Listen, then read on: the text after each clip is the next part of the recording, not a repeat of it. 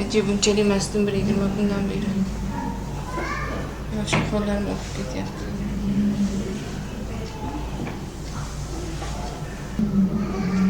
Boshida 2017-yili 18 boshidami.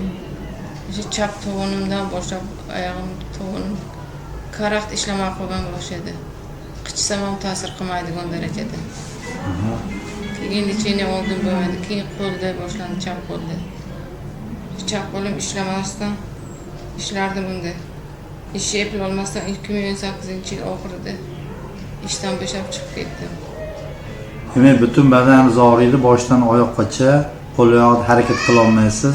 Harakat qildirsangiz og'riq bo'ladi. Og'riq, sekin harakat vobshe sekin. Sekin bo'lib qoldi. Sovuqqa sezgirlik qanaqa? Qishlarda chap tom vobshe sovqatsam meni bo'ynim qaltirab ketadi. Chap oyog'im, chap qo'lim vobshe sovqatadi. Muzlab yurasizmi? Muz qo'lim chisimaydi. Mana bugun 8-may kuni yoz boshlanadi, lekin bular mana oyoqlarida qalin kalgotka bilan tizzagacha ishadi. Uning ustida yana nasken kiyganda sovqatadi. Shu sovqatadi. Qarab qoladi. Qo'llaringiz qanday qilingchi? Og'riydi. Qanday qiling? Hammasi mana ochib yoqing. Qarab. Ishda turmasdan ana qaltirab ketadi. Kuchi yo'q. Bellaringizda og'riq yo'q-ku, lekin qotib qolgan, to'g'rimi? Qotib qolgan. Meni Parkinson deb shuni. Boyagina ham suvchidan aytib bering, terlab yozda ventilyatorda tagida uxlab qolgansiz, to'g'rimi? Ventilyator tagida ishdan terlab kelib yuvinib, orqamga ventilyator ham yuvinib, keyin yotganman sochiq o'rab. Ventilyator tagida uxlab qolgansiz. Uxlab qolmanda ventilyator. Shundan keyin boshlandi. Bu nechinchi yil bo'lgan? Shundan keyin ham bilmaganman. Keyin mening bo'ynim sovqatib, men kompyuterda ishlardim-da. Bo'ynim muzlasa kompyuterda tuz yig'ilgan deb achib ketsa, uqalab ishlayverganman. 10 yil kompyuterda ishlaganman. Bu endi 15-16-yilda bo'lganmi? 17-yil bo'lganmi? Shu 2015dan oldin, 2005dan 15-yil 10 yil kompyuterda ishladim. Yo'q, shamollatib qo'yishingiz ventilyator tagiga o'sha ancha bo'ldi. Qancha taxminan? Shu 2015-yil bo'lsa kerak. Demak 11 yil bo'libdi-da. 11 yil oldin boshlagan. Sovqataveraman shu. Orqam, yelkam muzlayveradi, yotsam orqam bekiting deyveraman. Bo'ynim bekiting deyveraman. Bo'ynim issiq yotsa yaxshi. Sal qimirlab qolsam undan battar. Mana bularda, mana qo'l oyoqlarda harakat saqlangan, lekin kuchi kam, badanlari muzdek, tomirlari tortishadi. Shu bo'ynim ushlangan muz turadi shu. Har doim badan muzdek turadi. Qo'l oyoqlar ham muzdek bo'ladi. Tomir urishlari juda ham kuchsiz, yumshoq, kalta, kichkina bo'ladi. Yaxshi fon kelmaydi shuncha. O'zlari ham sovqotadi. Xo'p, mana shundan bilsak bo'ladiki, bularda MRTlari bor, MRTlarda mana bosh miyada deyarli o'zgarish yo'q. Dumg'aza sohasida osteoxondroz berilgan. Ya'ni boshqa tekshiruvlar deyarli yo'q. Poliradicular nevrit deb tashxis qo'ydim men.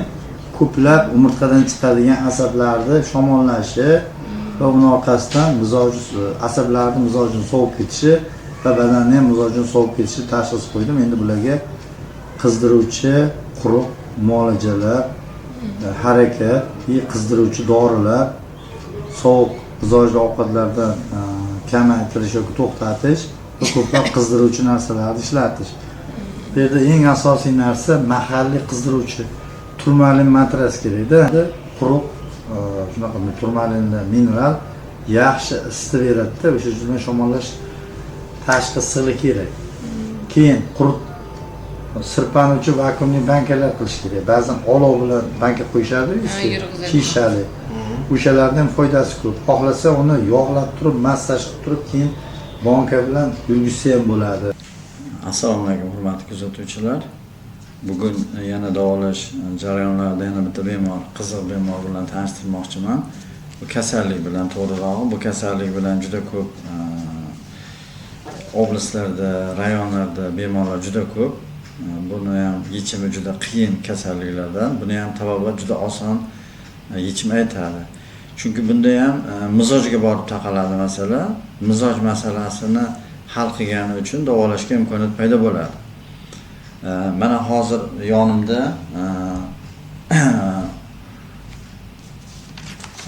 Sottiyeva Mudarrisaxon opamiz 53 yoshdalar. Bular 11 yildan beri poliradikular nevrit kasali bilan kasallangan. Bularni mana hozir bundan oldingi videoda ko'rdilarizki, kelgan vaqtida, ya'ni bundan 2 oycha bo'ldi. 2 oycha oldingi ahvollarini men ko'rsatdim.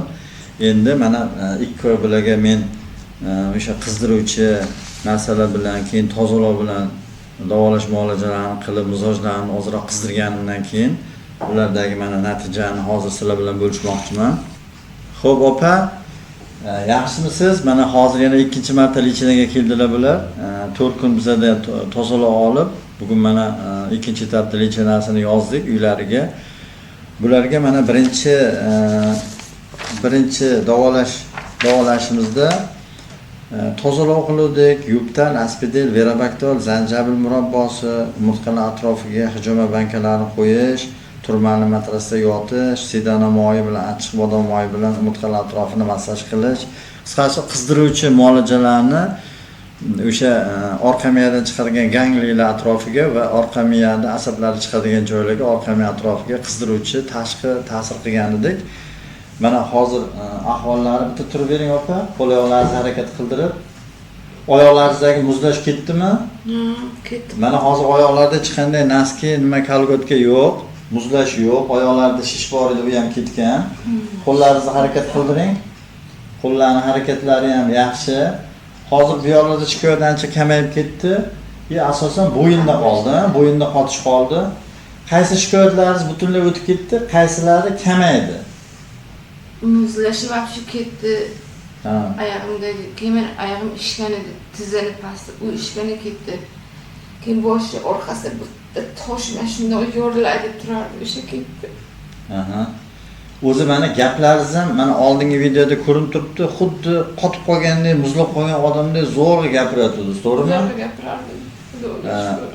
Qo'llaringiz harakati mana shunday turuvdi-da. Mana shunday turuvdi, zo'rg'a kimdir sizni qo'ltig'ingizni olib kelib o'tirg'izib ketdi mana yonimga. Stolda mashina o'tira olmasdim o'sha paytda. Bular hozir masalan siz tepaga, ikkinchi etajga, pastki ayollar bo'limiga o'zi zing'illab tushyapti, to'g'rimi? Birov yordam kerak emas. Hali ham mana biz dorilar bilan qildik. Bularga yana ozgina o'zlariga harakat qilish asosiy joyi hozir bularda endi shu qismi qoldiki, bular kuniga passiv harakat bir 5 kilometr yurish va har kuni terlaydigan badan tarbiya qiladigan bo'lsa, o'shanda dorilar ham, qizdiruvchilar ham juda zo'r ishlaydi. Bularga vitamin B gruppa vitamin, D gruppa vitaminlar ham qilamiz, bu ham kerak. Lekin asosan bu yerda biz asablardagi mizojni sovib ketishini tuzatishimiz kerak. Tashqi sovuq ta'sirida o'sha joyda moddalar qotib qoladi, modda almashinuv tezligi tushib, qon tomirlar siqilib, o'sha moddalarni almashinuv tezligi o'ta darajada minimumga darajasiga tushib qolganligi uchun shunaqa kasallik va shikoyatlar paydo bo'ladi. Mana bularda bir kursimizni lichinasini effektini ko'rib turibsizlar. Bularga yana bir kurs qilib, xudo xolasa keyingilarni ham ko'rsatishga harakat qilamiz. Salomat bo'linglar.